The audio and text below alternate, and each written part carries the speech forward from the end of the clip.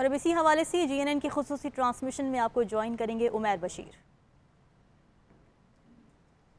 बहुत शुक्रिया रमीन आपका। और नाज़रीन, सवाल यही है कि कौन बनेगा आपका हुक्मरान, और मैदान इसका जो है वो तकरीबन हम ये कह सकते हैं कि सज चुका है। हुकूमती अराकीन जो हैं वो भी पहुंच चुके हैं, जबकि अपोजिशन अराकीन वो भी पंजाब असम्बली में पहुंच चुके हैं। क्या सूरत हाल रहेगी, इसके हवाले से हमारी जो डिस्कशन है वो आज दिन भर जारी रहेगी। GNN की खुसूसी ट्रांसमिशन में आप सबको खुशामदीद कहते हैं। अपने पैनल का आपके साथ तारुफ करवाता हूँ। हमारे साथ शहजाद हुसैन भट्ट साहब मौजूद हैं, ब्यूरो चीफ लाहौर। और भट्ट साहब, आपको खुशामदीद कहते हैं, बहुत शुक्रिया ज्वाइन करने के लिए।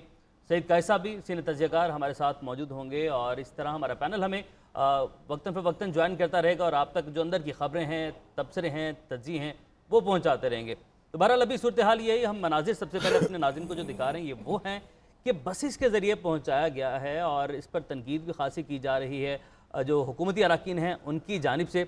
और ये सूरत हाल आप देखेंगे जी किस तरीके से पहले तो निजी होटल में इन सबको ठहराया गया था, स्टे करवाया गया था, और उसके बाद आज जब पंजाब असम्बली में इन सबको पहुँचाया गया, ये अराकीन पंजाब असम्बली हैं, तो ये मनाजिर बड़े इंटरेस्टिंग हैं, बड़े दिलचस्प मनाजिर हैं कि बसेस में तमाम अराकीन असम्बली को पहुँचाया गया है। शहजाद हुसैन भट्ट साहब, आपकी जानिब बढ़ते हैं और आपसे पहले आगाज़ करते हैं कि आप ये बताएं कि आज क्या होने जा रहा है। इस सारी सूरत हाल पर फिर हम बात करेंगे, अब बड़ा टाइम है इस पर बात करने के लिए। क्या आप एक्सपेक्ट कर रहे हैं आज? बिस्मिल्लाहिर्रहमानिर्रहीम। शुक्रिया उमैर। असल में आज पाकिस्तान की तारीख़ का एक बहुत अहम दिन है, और ये हिस्ट्री जो है ये फ्यूचर में जो लिखी जाएगी, और ये पहली दफ़ा है कि वज़ीर आज़म पाकिस्तान शहबाज शरीफ और उनका बेटा वज़ीर आला पंजाब हमज़ा शहबाज, मैं समझता हूँ कि अगर मेरी इत्तला के मुताबिक तो पूरी दुनिया में मुझे कोई नज़र नहीं आ रहा कि ऊपर बाप बैठा हो और नीचे बेटा बैठा हो। तो ये आप समझें कि रमज़ान की बहुत बड़ी ब्लेसिंग है, उस वजह से शायद शरीफ ख़ानदान पे हो गई है कि दोनों ऊपर और नीचे जो है वो बाप और बेटा है। अब हम आते हैं पंजाब असम्बली की तरफ। पंजाब असम्बली में जो सूरत हाल है वो कहते हैं कि अब होता है ना 2 + 2 4, वो वाली बात नहीं। बहुत लेंथों से हमज़ा शहबाज जो है वो चौधरी परवेज़ लाई को हराने में, शिकस्त देने में कामयाब मेरा ख्याल है आज हो जाएंगे, और वज़ीर आला पंजाब अब हमज़ा शहबाज शरीफ ही होंगे। ये बहुत बड़े मार्जिन से आपका क्या 200+ नंबर जिसका दावा किया जा रहा है, 200+ नंबर लेंगे वो? देखिए उमैर, इस सिलसिले में ना अगर आपका सवाल है तो फिर हमें अपने नाज़रीन को थोड़ा सा पीछे सियाको सुबाक के हवाले से मैं शुरू कर लेना चाहिए। आसान ज़बान में अगर आपको समझाऊं तो देखिए, पंजाब असम्बली में जो MPA मेंबर प्रोविंशियल असम्बली, रुकन सूबाई असम्बली जो है वो 371 का ये ऐवान है, चेयर्स लगी हुई हैं। ठीक है। उस ऐवान के अंदर जो अरकान असम्बली बैठते हैं 371 के अंदर, उसमें जो इस वक्त 6 वहाँ पर जमाते हैं। पीपल्स पार्टी है, मुस्लिम लीग नून है, उसके साथ PTI है, मुस्लिम लीग काफ है, एक राह हक पार्टी है, आज़ाद है। इस तरह ये 6 ग्रुप्स आप बना लें, इनको डिवाइड किया गया है वो 371 अरकान असम्बली के ऊपर। अब अगर आप कैलकुलेशन करेंगे तो आप PDM के हवाले से अगर आएँ तो PDM में जो इस वक्त वोटों की तादाद आ रही है वो उनके पास 175 थी। 175 के में से 5 अरकान जो है वो मुनरफ हो गए, वो उधर चले गए। अब 170 का फिगर आ गया। 170 वोट PDM के पास, पीपल्स पार्टी और मुस्लिम लीग नून के पास, ये मिक्स होके आ गए। अब आप 170 को जब लेंगे तो आपको 186 186 जो है वो वोट चाहिए हमज़ा शहबाज को चीफ मिनिस्टर बनने के लिए। Very simple. अब अगर आप कैलकुलेशन जरा कैलकुलेटर निकाल के जरा गिने ना, 176 186 और दूसरी साइड जानिब आप कह रहे हैं कि 170, तो इसका मतलब है 16 अफराद जो है वो आपको मजीद दरकार है, जो आपकी कमी आ रही। बिल्कुल। अच्छा, इसके पैरेलल आपके पास अलीम खान है, आपके पास लंदन में बैठे हुए जो हैं वो अपना जहांगीर तरीन साहब है, फिर तीसरा ग्रुप खोखर साहब का बड़ा अहम है। ये 3 जो ग्रुप हैं इनके पास 30 से 32 का फिगर जो है वो सामने आ रहा है। आपको चाहिए 16 अफराद जबकि हैं 32 अफराद। तो उस हवाले से जब आप लिख पढ़ के हिसाब करेंगे तो 32 में से तो 32 के 32 ही मैं समझता हूँ उनके पास है, तो उनको चाहिए सिर्फ 16 का फिगर 186 का जब आप लेंगे तो हमजा शहबाज क्लियर है, इतनी सी कहानी। और आज़ाद उम्मीदवार भी बीच में जो सॉरी ऐड कर लें, उनको भी ऐड कर लें तो ये नंबर बड़ा ऊपर चला जाता है। वादू नहीं यार, वादू बिल्कुल ऐसे ही। सैयद कैस साहब आप भी इसी तरीके से बिल्कुल इसको क्लियर कर देख रहे हैं कि हमजा शहबाज की जीत मैं नंबर गेम का तो मुझे ज़्यादा पता नहीं है, वो उसमें शहजाद भट्ट साहब ज़्यादा बेहतर बता सकते हैं और उनकी स्टोरी हमेशा रिलायबल होती है। लेकिन मैं ये समझता हूँ कि ये एक बड़ी डिसक्रेडिटेड असम्बलियाँ हो चुकी हैं हमारी, सेंटर की भी और इस तरह भी। जिस तरह से अनसेरिमोनियल एग्जिट किया गया, हार्स ट्रेडिंग हुई, बहुत से जो है इदारों पर सवालिया निशान आया, एक्यूज लोग जो हैं, कन्विक्टेड लोग जो हैं, वहाँ आपके प्राइम मिनिस्टर हाउस में उनको कमरे मिल गए। तो मेरा मतलब है, और मुझे ये लगता है कि ये जो आज शाम को जलसा होगा और जो आज कल इस्लामाबाद में जलसा सॉरी पेशावर में हुआ था, यूं लगता है असम्बली कोई और कहानी सुना रही है, गलियां मोहल्ले फैक्ट्रियां आवाम कोई और कहानी सुना रही है। तो जब इस तरह की कॉन्फ्लिक्ट बन जाए तो वो कोई डेमोक्रेसी नहीं रहती, वो मॉक रेसी बन जाती है, बल्कि मॉकरी बन जाती है। तो it's more of a mockery than a democracy. तो मैं समझता हूँ कोई भी जीत है, it is irrelevant. It is irrelevant because this exercise has nothing to do with the fate of the people of the biggest province of Pakistan. कैसा आपने बड़ा अच्छा नुक्ता उठाया यहाँ पे। मैं इस पर बात करने जाऊँ, हमने इस पर गुज़िश्ता रोज़ भी कुछ बात की थी, कुछ सियासतदान भी हमारे साथ मौजूद थे, शहरी साहब राना साहब से भी हमने डिस्कशन की थी। जो जमात जीतती है वो कहती है कि जमहूरियत जीत गई, अब जमहूरियत बहाल, हकीकी जमहूरियत अब बहाल हुई है इस मुल्क में। जमहूरियत मैंने अपने बेटे का नाम रखा हुआ है अपने बच्चे का, अपने भाई का, अपनी बेटी का, ये मेरी जमहूरियत है। ये कोई जमहूरियत नहीं है, इसे अंग्रेजी में कहते हैं a dictatorship of the big business. और बिग बिजनेस को भी निकालने, काला धन, कब्जे, हाउसिंग सोसाइटियां, माल, ये सारी आलाइश आ गई है कि खूबसूरत जो डेमोक्रेसी का खूबसूरत तस्वर था उसको टॉर्निश कर दिया हमने। क्योंकि जहां पर सिर्फ कब्जा ग्रुप कब्जा कर सकते हैं, जराइम पेशा, मुलजमान, ये सारे जब आएंगे तो फिर डेमोक्रेसी के पल्ले क्या रह जाएगा? यहाँ जिसको मर्जी बना लें आप, तो क्या फर्क पड़ेगा? पंजाब के, ये लाहौर है, बिल्कुल लाहौर में इस वक्त 6 लाख अताई हैं।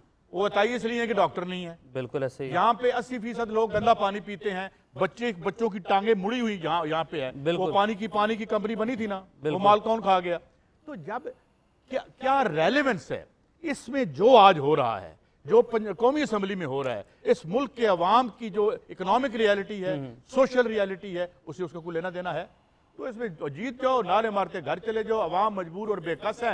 आप जो है रूलिंग इशराफिया और इदारों को मैनेज करो, इंटरनेशनल इशराफिया को मैनेज करो, इक़्तिदार में पहुंचो, ठेके बेचो, और यही हो रहा है। It is very unfortunate. ठीक है, अनफॉर्चुनेटली कैसा साहब, ये भी एक और अभी जो हमने आगाज़ जो मैंने किया, जहाँ से मैंने शुरुआत की थी कि बसेस के ज़रिए लाया गया अरकान असम्बली को, ये कौन सी जमहूरियत है जहाँ पे आपने होटल्स में, निजी होटल्स में आपने एक किस्म का कैद करके रखा है? आप अपने अहल खाना से नहीं मिल सकते, आप किसी से बात नहीं कर सकते, और उसके बाद बसेस के जरिए लाया गया। ये जमहूरियत की जीत हो रही है यार। देखें, यहाँ पे ह्यूमन डिग्निटी नहीं है।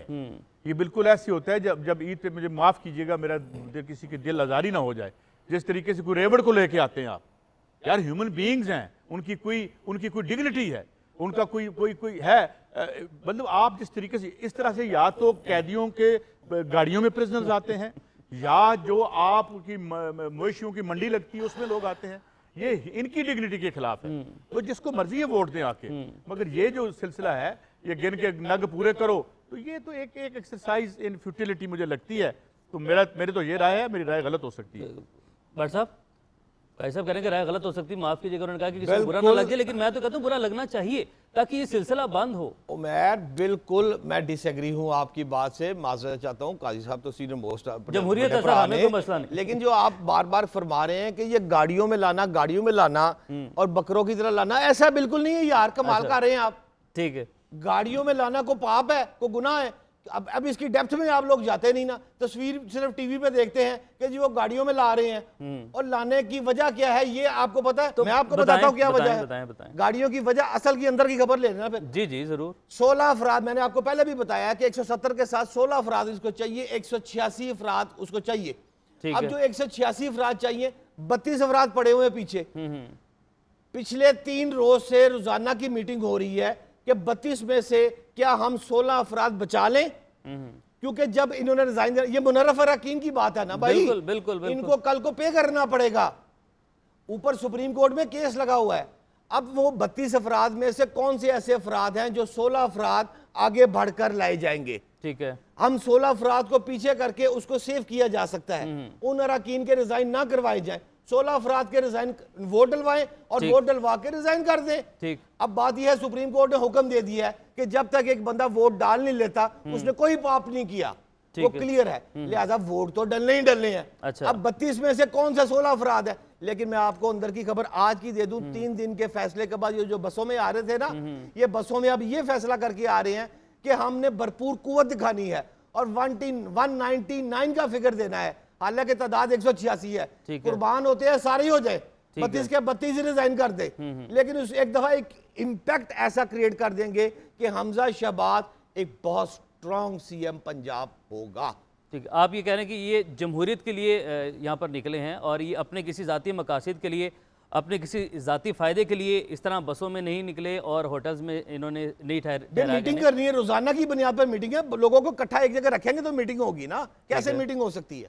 ठीक है, तो उनको मिलने से क्यों रोका जा रहा है, ये भी इतलात हैं, ये ज़ाहिर आप बेहतर बता सकते हैं कि इनको फ़ोन कॉल्स नहीं लेने दी जा रही, इनको इनके रिश्तेदारों से नहीं मिलने दिया जा रहा, दोस्त अहबाब से नहीं मिलने दिया जा रहा। भाई कोई ऐसी अब ये देखे ना, अलीम ने थप्पड़ मार दिया हमजा शहबाज और हमजा शहबाज ने थप्पड़ मार दिया अलीम को, तौबा तौबा तौबा तौबा इस्तगफार। ना कोई लड़ाई, ना कोई गल, ना कोई बात। अच्छा, मतलब मुफ्त में ये है, एक पंडोरा बॉक्स आप लोगों ने खोला हुआ है और एक सोशल मीडिया पे ट्रेंड बनाना है और उसमें जो दिल करता है ना, बेहंगम ट्रैफिक नहीं होती, जो चढ़ी जाओ चढ़ी जाओ चढ़ी जाओ, इस तरह थोड़ी है यार। वो अफराद एक जगह बैठकर मीटिंग करनी है, घरों में बैठकर मोबाइल्स पे मीटिंग नहीं होती। हमने जब ऑफिस में डेकोरम के साथ मीटिंग करनी होती है तो रात को यहाँ लाया जाता है, एक कमरे में बैठ के हम लोग मीटिंग करते हैं। तो अरकान असम्बली एक जगह स्पॉट पर इकट्ठे होंगे तो ही ये फैसला होगा कि 32 में से अरकान को आगे पीछे करना है, सबको आगे लेके आना है। ये सीधा सीधा फार्मूला, इसमें कोई बुराई वाली बात नहीं। चलें जी, इस पर मजीद भी हम बात करते हैं, कायद साहब की भी टेक इस पर हम लेके अभी हम वापस आएंगे ब्रेक के बाद। Stay with us.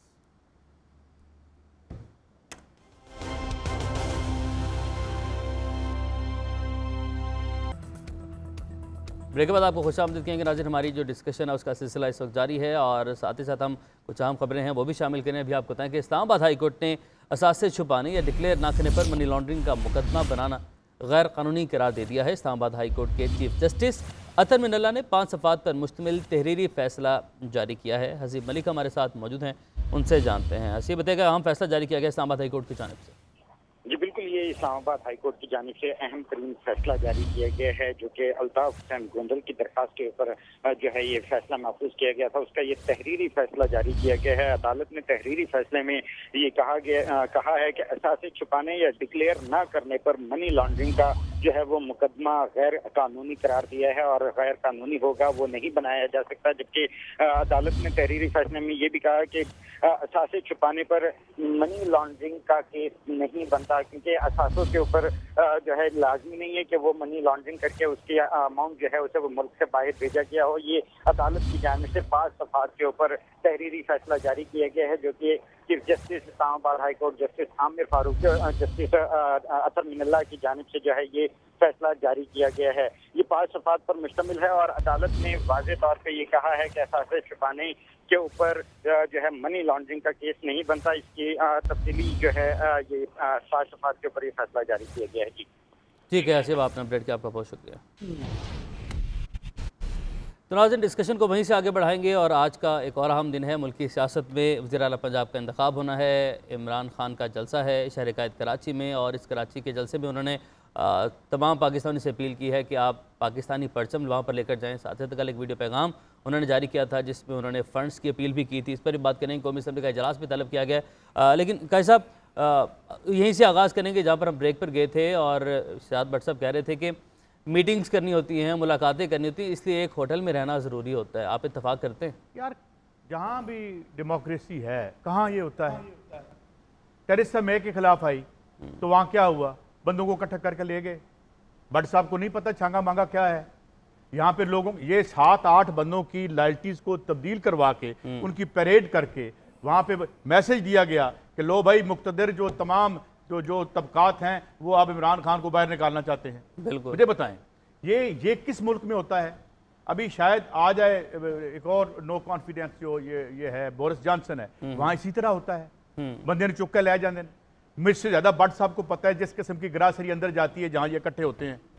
वहां भट्टी साहब ने कहा था कि जरा वो होटल के कैमरे देखें कि अंदर जा आ क्या रहा है बाहर।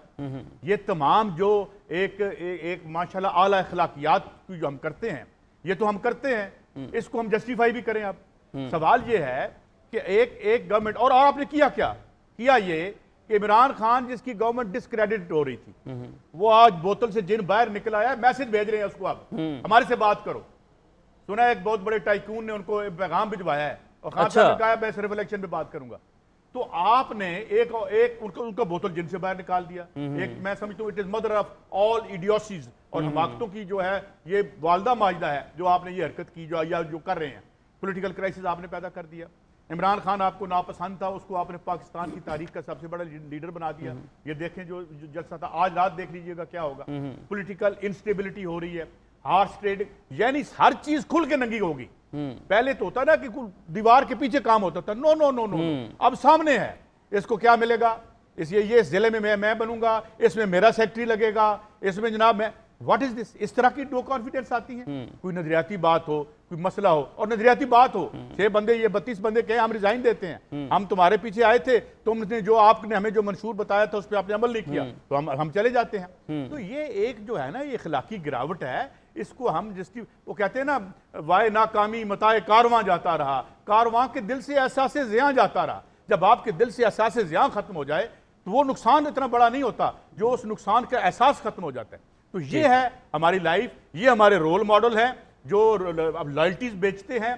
और इशारे का अभी इशारा नहीं आया, अभी टेलीफोन नहीं आया, औकात ये है हमारी। सबसे पाकिस्तान के पावरफुल ऐवान में बैठे हैं जहां लॉ मेकिंग होती है, जो सुप्रीम कोर्ट से भी बड़ा ऐवान है, और इंतजार टेलीफोन कॉल का कर रहे होते हैं।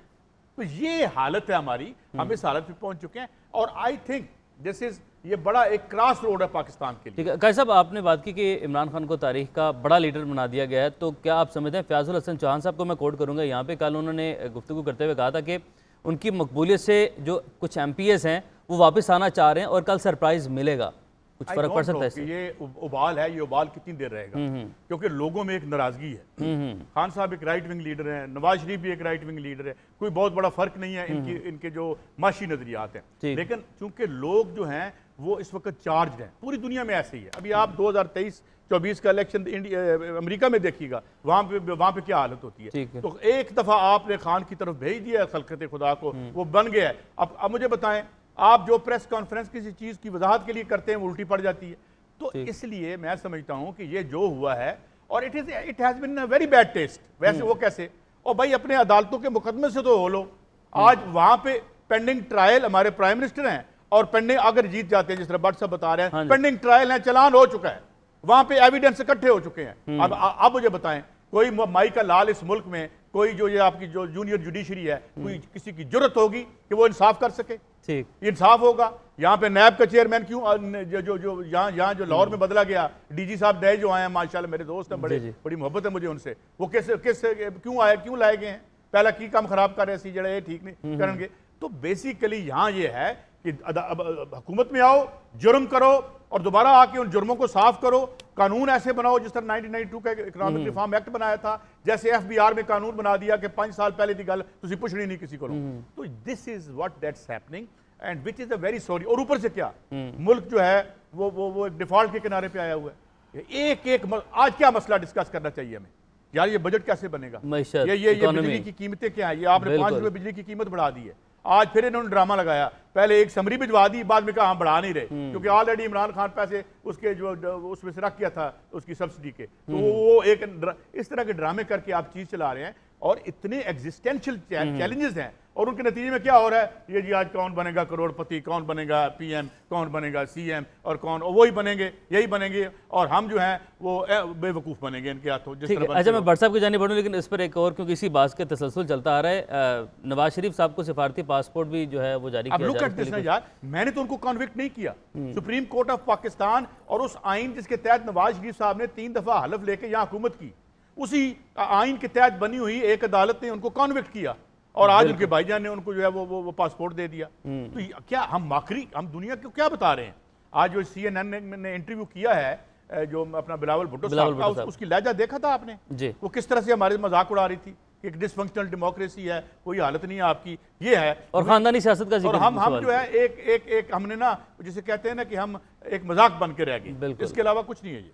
ठीक है भट्ट साहब, मजाक बन के रह गए, इस बात पर आते हैं, लेकिन उससे पहले आपके पास कुछ इस तरह की इतलात हैं, कुछ खबरें हैं इस तरह की, जो कि कल फयाजुल हसन चौहान साहब ने कहा है कि जो बढ़ती मकबूलियत है उससे जो मुनहरिफ MPs हैं, अरकान पंजाब असम्बली हैं, वो अपना इरादा बदल चुके हैं। कुछ इस तरह की खबरें गर्दिश कर रही हैं, आपको सुनिए आपने ऐसी कोई बात?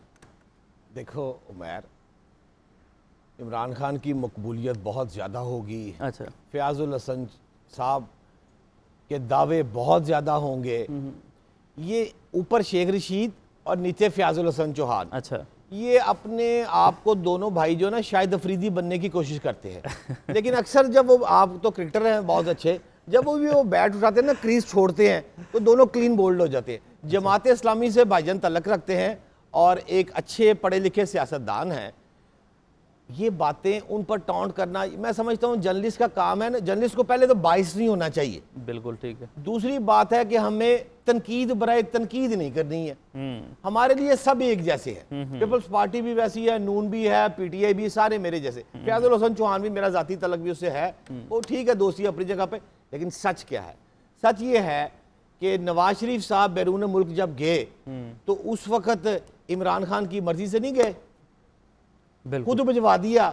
अब पासपोर्ट की बातें करते हैं, अब ये सारी चीजें कर। अब मेर बात ये है एडमिनिस्ट्रेशन की, जो हमारा पंजाब का साबक वजीर है, साबक तो ना अभी है, वैसे उस्मान बुज़दार साहब की बात कर रहा हूँ, जो होने वाले हैं आज, साबक होने वाले हैं। तो उस्मान बुज़दार साहब की एडमिनिस्ट्रेशन को देख ले और वफाक में बैठे हुए मियाँ मोहम्मद शहबाज शरीफ की आप एडमिनिस्ट्रेशन को जरा कंपैरिजन कर ले। मैं आपको एक छोटा सा वाकया सुना देता हूं, जो कि पिछले मैंने कई माह से 3.5 साल की तो हुकूमत उस्मान बुज़दार साहब ने भी कर ली है ना। चंद रोज कबल मुझे एक DGPR से मेरे लाहौर ब्यूरो में एक प्रेस रिलीज आई।